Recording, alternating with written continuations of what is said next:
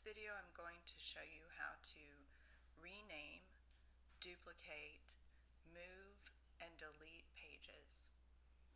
I've already logged into my Action Workspace, and I have a page called Training Page 1 that I'd like to rename to just Training Page. So I'll click on the Actions drop down and click on Page Options. And here I can change the page name, which is all I really need to do in this area, and click Save.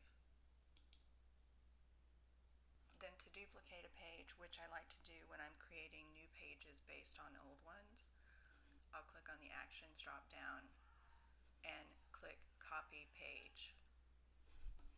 Yes, I want to copy it. And then again, I can rename it.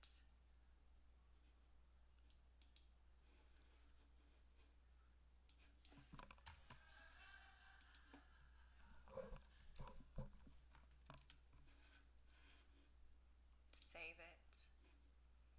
And then if I want to, I can move it. So in this case, I want to move it to another area of the training section.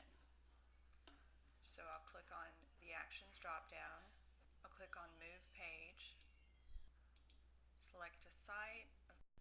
The channel is going to be training, and the section this time is going to be Linda's section, and I'll move it here. Yes, I want to move that page. And then the last thing I'm going to show you is deleting a page. So since I don't really want the other training page, I'm going to move to Linda's section, and here we see the page I just moved. So I'll click on the Actions drop down, click Delete, and am I sure I want to? Yes, I am. However, if I thought for some reason I might need that page in the future, instead of deleting it, I could have simply clicked on the Active button and made it inactive. That way it's still there for future purposes, but no one will see it on the actual website. So that is how to rename, duplicate, move, delete, and also